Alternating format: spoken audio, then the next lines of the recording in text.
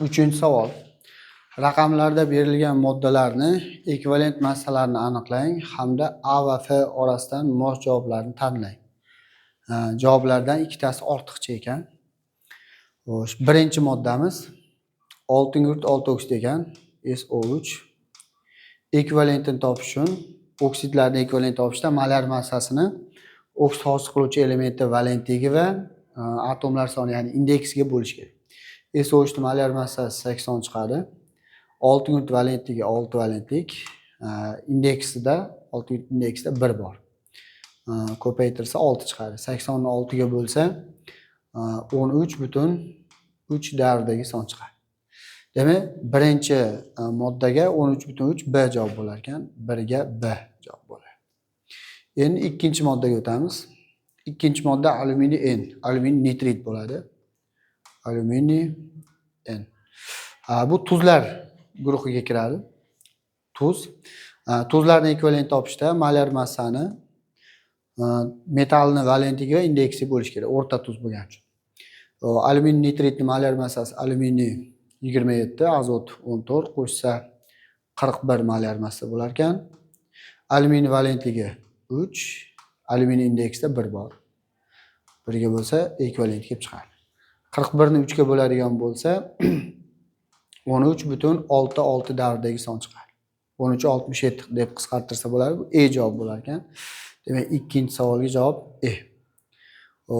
Uchinchi moddaga o'tamiz. Natriy gidrosulfat ekan. Natriy gidrosulfat bu nordon tuz. Natriy gidrosulfat. Shu nordon tuzlari ekvivalenti ham o'rta tuz bilan bir xil topiladi. Tuz molar massasi 120 chiqariq hisoblab ko'rsa, metalli valentligi va indeksi bo'lamiz.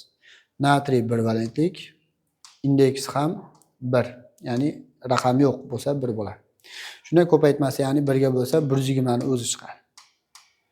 Demak, natriy gidrosulfat ekvivalenti 120 teng.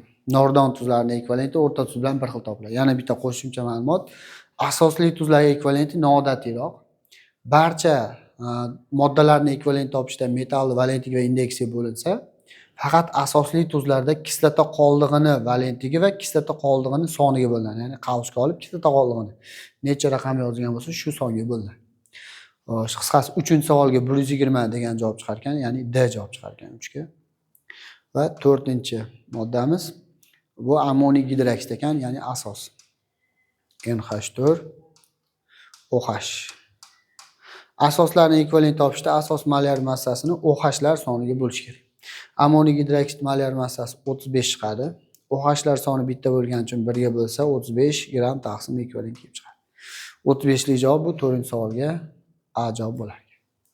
Endi javob yozishda, titul varog'iga javob yozishda mana bunday yozish kerak. 1 ga B javob, 2 ga E javob, 3 ga D javob, 4 ga A javob deb yozib qo'yish kerak. Javobni yozing deganda savollar. Javob belgilangan emas, javob yozilgan savollar ichiga kiradi. Endi javoblardan ikkitasi ortiqcha degani mana bu yerda ishlatilmagan raqam bor. 40 degan ekvivalent chiqmadi S bilan. 60 degan ekvivalent ham chiqmadi. F javoblar xato javoblar, ya'ni ortiqcha javoblar.